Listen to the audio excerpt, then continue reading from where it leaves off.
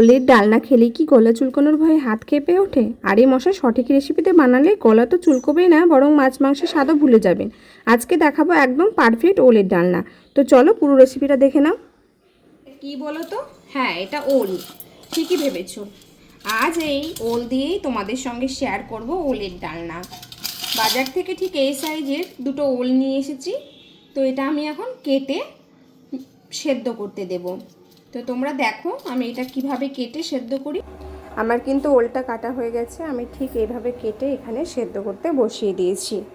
দেখো আমাদের সঙ্গে দেখাচ্ছি দাঁড়াও কতটা ভালো সেদ্ধ হয়েছে।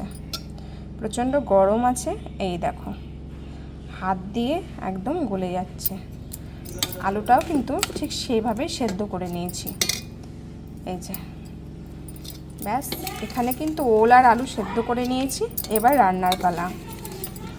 তো দেখো বন্ধুরা, আমি এখানে ওলের ডালনা করবার জন্য কি মশলা ব্যবহার করছি। বেশ কিছু কুচনো টমেটো আমি এখানে নিয়ে নিয়েছি। ঠিক এই সাইজের টমেটোগুলোকে কুচিয়ে নিয়েছি। মনে রাখবে, তরকারিতে যদি একটু টমেটোর পরিমাণটা একটু বেশি থাকে না, তার টেস্ট কিন্তু বহুগুণে বেড়ে যায়। তো দেখো এখানে টমেটো নিয়েছি আর কয়েকটা কাঁচা লঙ্কা নিয়েছি। তোমরা শুকনো লঙ্কা নিতে পারো, তবে আমি এখানে শুকনো লঙ্কা দিব না, কাঁচা লঙ্কা দিয়ে রান্নাটা করব। আর নিয়েছি কয়েকটা আদাগুলোকে ভালো করে ধুয়ে নিয়েছি। এগুলো এখন পেস্ট করে নেব। জানো তো ওলের ডালনা না একটু মিষ্টি মিষ্টি তরকারি, তাই খুব একটা লঙ্কা দেওয়ার চেষ্টা করো না, একটু হালকা মিষ্টি মিষ্টি করারই চেষ্টা করো, খেতে কিন্তু ভীষণ সুন্দর হয়।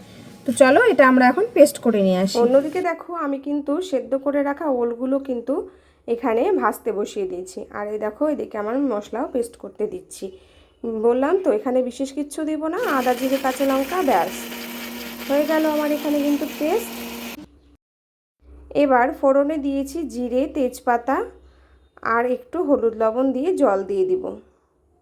হ্যাঁ, তোমরা হয়তো একটু অন্যরকম প্রসেসে রান্না করো, তবে আমার এই প্রসেসে রান্না করে একদিন দেখো, সত্যিই খুব সুন্দর হয় খেতে।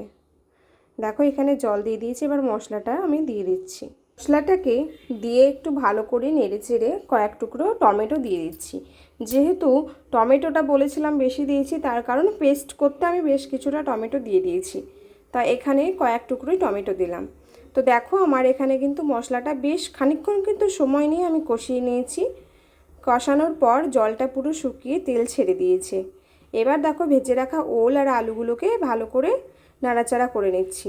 ওল আর আলু দিয়ে দিলাম, এবার ভালো মতো নাড়াচাড়া করে জল দিয়ে দেবো পরিমাণ মতো। ভালো করে কিন্তু নেড়ে নেবে, তবে এমনভাবে নেড়ো না যাতে ওল আর আলুগুলো গলে যায়, একটু সাবধানে নাড়বে। তো দেখো আমার এখানে কিন্তু গোটা গোটা ওল আর আলু আছে। আর এদিকে আমি একটু গরম মশলা বেটে নিচ্ছি। শিলে গরম মশলা বাটার কিন্তু আলাদাই স্বাদ। আমার এখানে গরম মশলা বাটা হয়ে গেছে। আমি উপর থেকে দেখো এখানে গরম মশলা আর একটু পরিমাণে ঘি দিলাম। এটা খুব হেলদি, খুব বেশি কিছু তো মশলা নেই, এটা সবাই খেতে পারে, বাচ্চা থেকে বড় সবারই কিন্তু খুব ভালো লাগবে, একবার চেষ্টা করো। তো দেখো আমার এখানে কিন্তু ওলের ডালনাটা পুরোপুরি রেডি হয়ে গেছে। কতটা কালার এসেছে সুন্দর, দেখো কোনো কিন্তু মশলা তেমন কিচ্ছু দিইনি। খুব লোভনীয় দেখতেও হয়েছে, ঠিক তেমনই খেতেও খুব সুন্দর হয়েছিল। একবার ট্রাই করো, আর ভালো লাগলে চ্যানেলটা সাবস্ক্রাইব করে দিও।